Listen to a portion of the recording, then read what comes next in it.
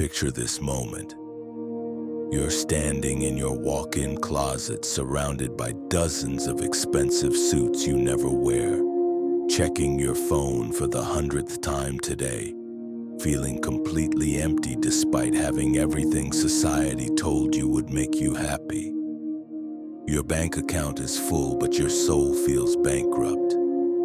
You've climbed the ladder of success only to realize it was leaning against the wrong wall. This isn't depression. This is awakening. And 2,500 years ago, an exactly Chinese philosopher named Confucius understood why this happens and what to do about it.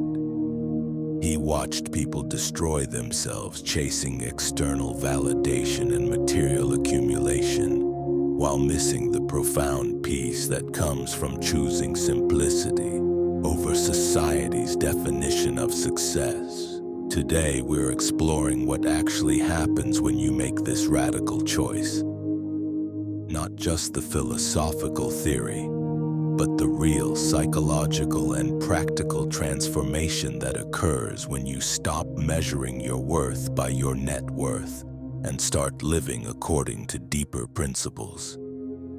This isn't about becoming a monk or giving up ambition. It's about understanding what Confucius discovered through decades of observation. True success and lasting fulfillment come through simplicity, virtue, and inner cultivation, not through the endless pursuit of more. If you've been feeling like something fundamental is missing from your achievement-oriented life, like you're playing a game where winning feels like losing, Confucius would say you're not broken. You're becoming conscious of what actually matters. And once you understand what happens when you choose his path, you'll never be able to see success the same way again. Here's what Confucius realized that changes everything. The pursuit of external success without inner development is like building a skyscraper on quicksand. It might look impressive from the outside, but it's structurally unsound and destined to collapse. He observed that people who dedicated their lives to accumulating wealth, status, and possessions often became the most miserable, anxious, and spiritually impoverished individuals in society.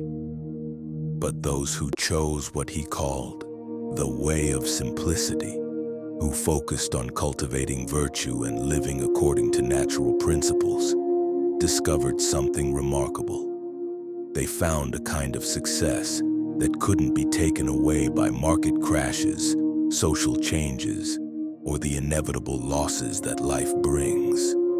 They built their lives on bedrock instead of shifting sand. Confucius didn't arrive at this understanding through abstract theorizing. He lived it. Born into a world obsessed with political power and material gain, he could have easily followed the conventional path to worldly success. Instead, he made a choice that seemed crazy to his contemporaries. He chose to dedicate his life to understanding and teaching the principles of virtue, simplicity, and inner harmony. This choice led him to discover something profound about human nature. We're not actually designed for the complexity and excess that modern success demands. Our psychological and spiritual systems function optimally when aligned with simplicity, authenticity, and virtue. When we force ourselves into the machinery of endless accumulation and competitive achievement, we create internal friction that manifests as anxiety, depression, emptiness, and a constant sense that something essential is missing. Think about what happens to your nervous system when you're constantly striving for more. Your body exists in a state of chronic stress. Your mind races with comparisons, calculations, and competitions. Your relationships become transactional. Your connection to the present moment disappears because you're always focused on the next achievement, the next acquisition, the next level of success. Confucius observed this pattern in every person he encountered who had chosen external success over inner development. They were like people trying to fill a bucket with a hole in the bottom. No matter how much they poured in, it was never enough because they hadn't addressed the fundamental leak in their approach to life. But when someone chose the path of simplicity, something different happened. Their nervous system began to regulate. Their mind found stillness. Their relationships deepened. He called discovered what joy of enough. A state of contentment that doesn't depend on external circumstances, but emerges from inner alignment with virtue and natural principles. This transformation happens in predictable stages, and understanding these stages can help you navigate your own journey from success-seeking to simplicity-choosing. The first stage Confucius identified is what we might call the Great Disillusionment. This is when someone achieves what they thought they wanted and realizes it doesn't deliver what they expected. You might get the promotion you worked years for and feel empty instead of fulfilled. You might buy the house you dreamed about and discover it doesn't make you happy.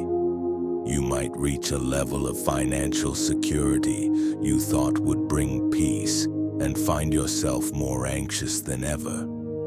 This disillusionment isn't failure. It's your inner wisdom trying to redirect you toward what actually matters. Most people respond to this disillusionment by pursuing more external, even they success. They think just haven't achieved enough yet, haven't accumulated enough, haven't reached the right level. But Confucius understood this response only deepens the problem. It's like someone who's lost trying to find their way by walking faster in the wrong direction. The second stage he identified is what happens when someone begins to question the entire framework of success they've been operating within. They start asking different questions. Instead of, how can I get more? They begin wondering, what do I actually need? Instead of, how can I win? They start asking, what game playing am I really? Instead of how can I be successful? They begin exploring what does success actually mean. This questioning phase can be deeply unsettling because it challenges everything you've been taught about how life works. Society has very clear metrics for success: money, status, achievements, possessions, recognition. But Confucius discovered these metrics often lead people away from what their souls actually crave, which is meaning, connection, inner peace, and the satisfaction that comes from living according to your deepest values. During this questioning phase, you might find yourself unable to engage with normal social conversations about career advancement and material acquisitions. You might feel alienated from friends and family members who are still operating within the conventional success paradigm. You might experience what feels like an identity crisis as you realize that much of who you thought you were was actually just a collection of achievements and possessions. This is where Confucius would say the real transformation begins.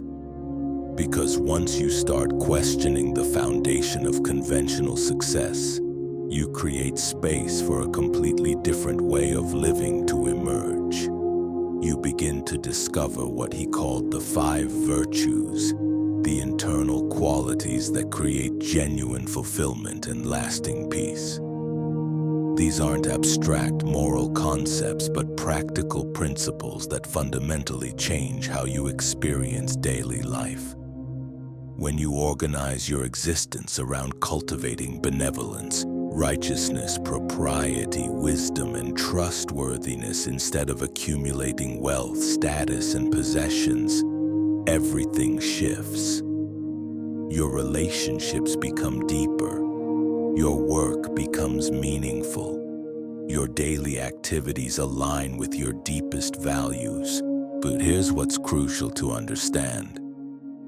Choosing simplicity over conventional success doesn't mean abandoning all ambition or becoming passive. It means redirecting your energy from external accumulation to internal cultivation. Instead of trying to impress others, you focus on becoming genuinely impressive through character development. Instead of seeking validation from the outside world, you learn to generate your own sense of worth through virtuous action. Confucius observed that people who made this transition often became more effective in their external endeavors, not less.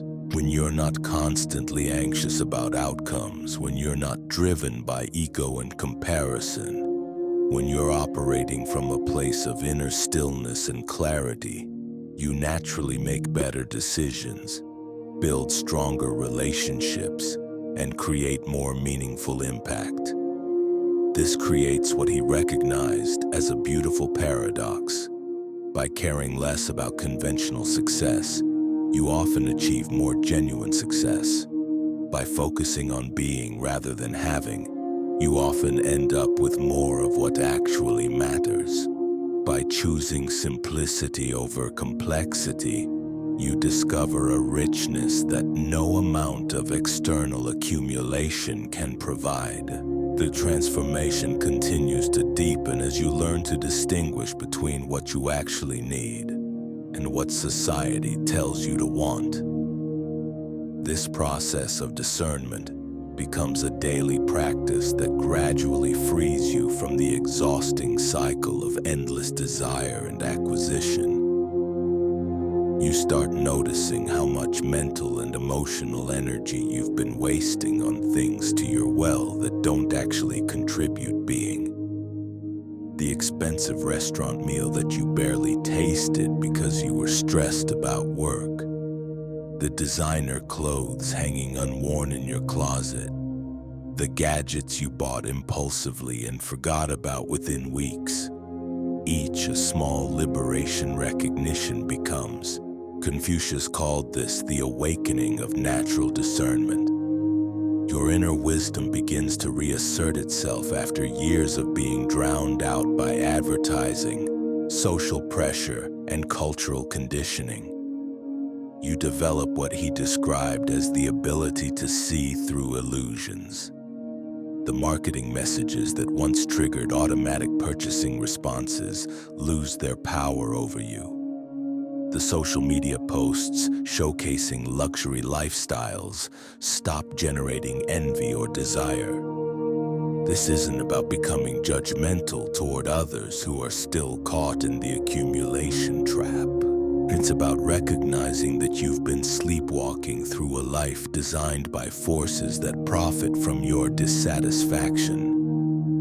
When you wake up from this trance, you realize how much energy becomes available for what actually matters. But here's where many people get stuck. They understand intellectually that simplicity is better than complexity, that virtue matters more than possessions, that inner peace trumps external validation. But they don't know how to practically implement this understanding in a world that's structured around the opposite principles. This is where Confucius becomes invaluable, because he didn't just philosophize about these ideas. He developed specific practices for living them. The first practice he emphasized was what we might call conscious subtraction. Instead of constantly adding things to your life, you begin systematically removing what doesn't serve your deeper purposes. This goes far beyond decluttering your physical possessions, though that's certainly part of it. You start eliminating toxic relationships that drain your energy. You quit activities that feel obligatory rather than meaningful. You stop consuming media that makes you anxious or angry without providing genuine value. Each subtraction creates space for something more aligned with your authentic nature to emerge. When you remove the clutter from your schedule, you discover time for contemplation, creativity, and genuine rest. When you eliminate superficial social obligations, you can invest more deeply in the relationships that actually matter. When you stop buying things you don't need, you realize how little you actually require to feel content and secure. This process reveals something profound about human psychology that Confucius understood intuitively. We're not naturally designed for infinite choice and endless options. Too many possibilities create decision fatigue and chronic dissatisfaction. When you consciously limit your options to only those that align with your values, decision-making becomes easier and more satisfying. Consider how this plays out in daily life. Instead of having 30 different streaming services and spending 20 minutes scrolling through options, you might choose one or two sources of entertainment that genuinely enrich your life. Instead of maintaining superficial connections with hundreds of social media contacts, you focus on nurturing deep relationships with a smaller circle of people who truly know and support you. The second practice Confucius emphasized was the cultivation of what he called inner wealth. While others were accumulating external riches, he focused on developing internal resources that could never be lost or stolen. Patience becomes more valuable than possessions, wisdom than gold. Compass becomes more precious, Shin becomes your. This shift, greatest treasure in focus, creates a completely different relationship with security and abundance. When your sense of wealth comes from internal qualities rather than external accumulations, you become genuinely unshakable. Market crashes don't threaten your well-being. Social changes don't destabilize your identity. The inevitable losses that life brings don't destroy your foundation. You start experiencing what Confucius described as the security of virtue. When you know you can handle whatever life presents with grace, dignity, and wisdom, external circumstances lose their power to create anxiety or desperation. You develop what modern psychology might call anti-fragility, the ability to not just survive difficulties, but to grow stronger through them. This inner security manifests in surprising ways. You become more generous because you're not operating from scarcity. You take more creative risks because your self-worth isn't dependent on outcomes. You speak more honestly because you're not afraid of losing approval. You make decisions based on principles rather than fear. The third practice involves what Confucius called the harmony of relationships. When you're no longer competing with everyone for external validation and your resources, interactions with others transform completely. You stop seeing other people as obstacles to your success or sources of validation for your worth. Instead, you begin relating to them as fellow travelers on the path of life, each with their own struggles and gifts. This shift eliminates much of the drama and conflict that typically characterizes human relationships. When you're not trying to prove your superiority or defend your ego, conversations become more genuine and productive.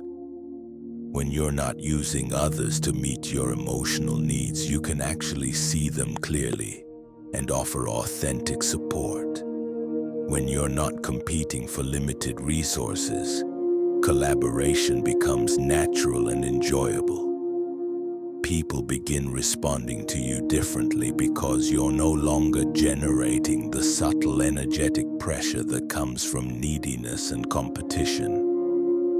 You become what Confucius called a refuge for others, someone who provides stability and peace, rather than adding to the chaos and stress of modern life. But perhaps the most profound transformation occurs in your relationship with time itself. When you're constantly striving for future achievements, the present moment becomes merely a stepping stone to somewhere else. You're always mentally living in tomorrow, next week, next year. This creates a chronic sense of rushing and anxiety because you're never actually where you are. Confucius discovered that simplicity naturally brings you into presence. When you're not managing dozens of complex goals and obligations, you can actually experience the moment you're in. When you're not constantly acquiring new things, you can appreciate what's already here. When you're not competing with others, you can enjoy their company without agenda. This presence becomes a source of profound satisfaction that no external achievement can match. The taste of morning coffee becomes genuinely pleasurable when you're not drinking it while checking emails. Conversations with loved ones become deeply nourishing when you're not mentally planning your next task. Even mundane activities like walking or cleaning can become meditative when you're fully engaged with them. The cumulative effect of these practices creates what Confucius called the life of enough. Not enough in the sense of settling for less, but enough in the sense of recognizing abundance in simplicity. You discover that most of what you thought you needed was actually just conditioning from a culture that profits from your dissatisfaction. This recognition brings a kind of freedom that people trapped in the success paradigm can barely imagine. You wake up without the crushing weight of endless to-do lists designed to prove your worth. You go to sleep without the anxiety of not having accomplished enough to justify your existence. You move through your days with what Confucius called the lightness of authentic being. But here's where most people misunderstand what choosing simplicity actually means.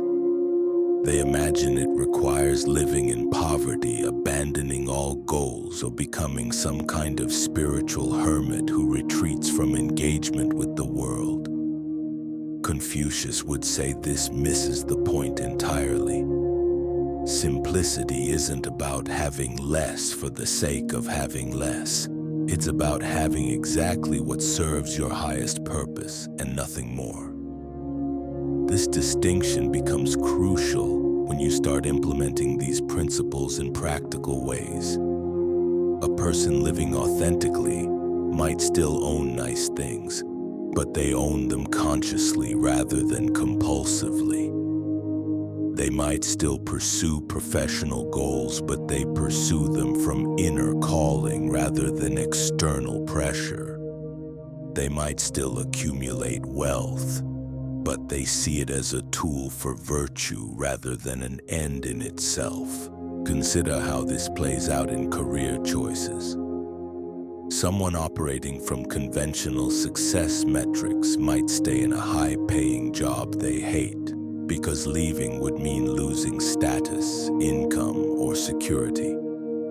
Someone who's chosen simplicity over conventional success makes career decisions based on different criteria. Does this work align with my values? Does it contribute something meaningful to the world? Does it allow me to express my authentic nature? Can I maintain my integrity while doing this work? These questions often lead to what looks like career suicide from the outside. The investment banker becomes a teacher. The corporate lawyer starts a nonprofit. The marketing executive becomes a craftsperson. But Confucius observed something fascinating about people who made these transitions. They didn't just become happier. They often became more financially secure in the long run because they were finally operating from their natural strengths and authentic motivation. This happens because simplicity eliminates the enormous energy drain that comes from fighting against your own nature. When you're doing work that aligns with who you really are, you're not constantly battling internal resistance. When you're living according to your actual values, you're not experiencing the psychological friction that comes from betraying yourself daily. This freed energy becomes available for creativity, innovation, and the kind of deep engagement that produces exceptional results. The transformation extends into how you handle money and possessions. Instead of using purchases to fill emotional voids or signal status, you begin buying only what genuinely enhances your life. This isn't about becoming cheap or depriving yourself. It's about becoming discerning. You might spend more on a few high-quality items that last decades rather than constantly replacing cheap things that break. You might invest in experiences that create lasting memories rather than objects that quickly become clutter. This shift in consumption patterns often results in spending significantly less money while enjoying life significantly more. You're no longer paying the premium that comes with impulse buying, status signaling, or emotional purchasing. You're not constantly replacing things you didn't really want in the first place. You're not paying for storage units to hold possessions you never use, but the deeper transformation happens in your relationship with money itself. When you're not using financial accumulation to prove your worth or provide security, money becomes simply a tool rather than a master. You can make financial decisions based on values rather than fear. You can be generous without feeling threatened. You can take calculated risks without risking your identity. This creates what Confucius recognized as true financial freedom. Not the kind that comes from having so much money that you never need to think about it, but the kind that comes from needing so little that money concerns rarely dominate your thoughts. When your happiness doesn't depend on your bank balance choices based on what actually matters rather than you're free to make what pays the most. People who achieve this state often describe it as discovering they were already wealthy but hadn't noticed. They realize how much richness exists in simple pleasures, meaningful relationships, creative expression, and the satisfaction of living according to their deepest values. They understand what Confucius meant when he said that the person who knows they have enough is truly rich. This recognition begins to influence every aspect of how you structure your life. Your home becomes a sanctuary rather than a showcase. Your schedule becomes intentional rather than reactive. Your relationships become nourishing rather than transactional.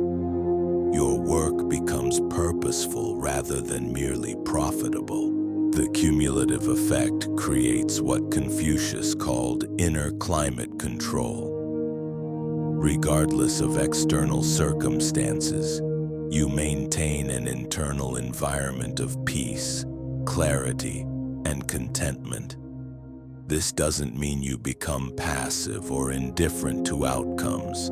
It means you engage fully with life while remaining unattached to results beyond your control. This detachment from outcomes paradoxically leads to better outcomes. When you're not desperate for specific results, you make clearer decisions. When you're not anxious about failure, you take more intelligent risks.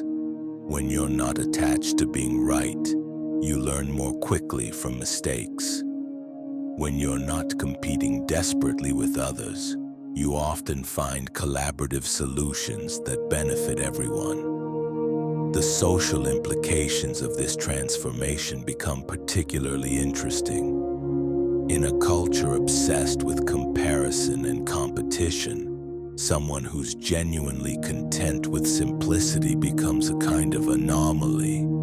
They're not trying to impress anyone, which often makes them more impressive. They're not seeking approval, which often makes them more attractive. They're not defending their ego, which makes them more trustworthy. This creates ripple effects in their social environment.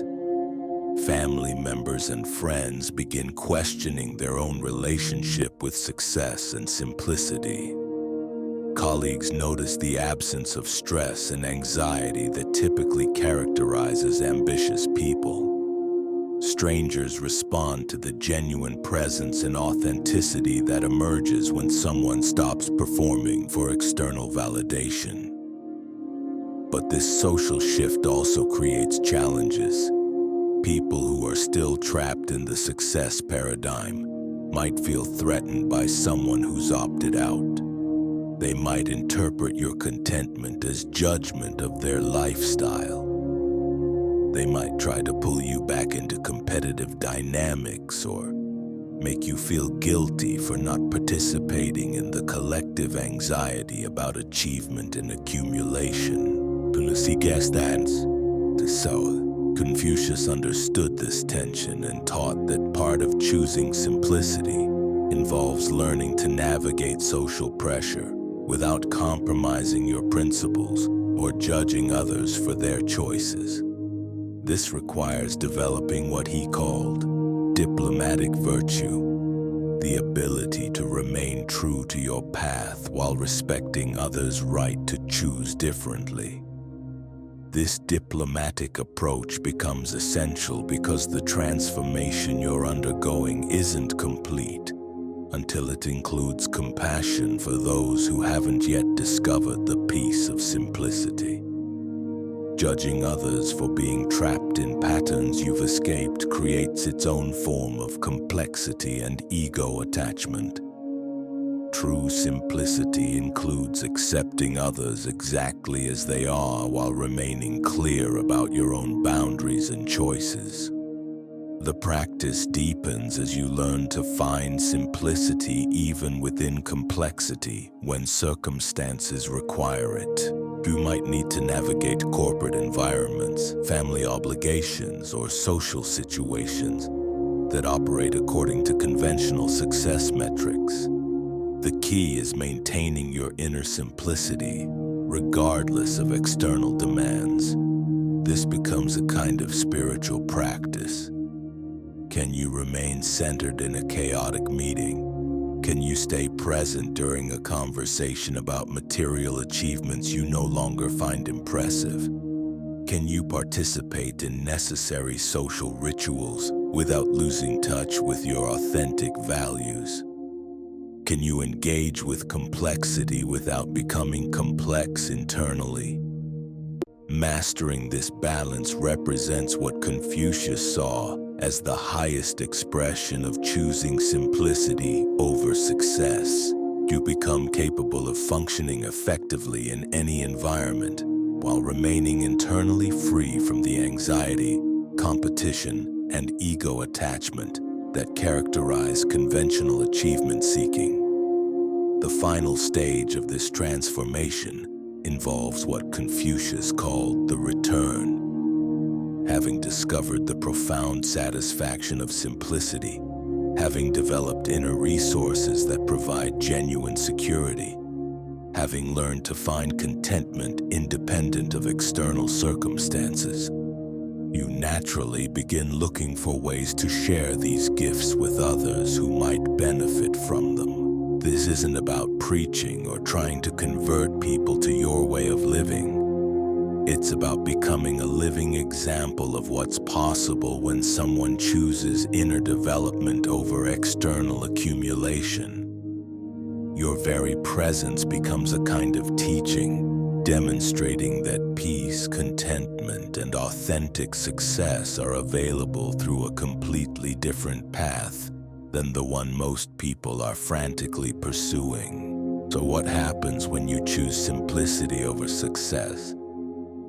You discover that you were never actually pursuing success at all. You were pursuing the feeling you thought success would give you. And that feeling, that deep sense of contentment and authentic fulfillment, was always available through the path Confucius mapped out 25 centuries ago. The choice is yours. You can keep climbing ladders that lean against the wrong walls, or you can build your life on the bedrock of virtue, simplicity, and inner cultivation. One path leads to having more while feeling empty. The other leads to needing less while discovering you already have everything.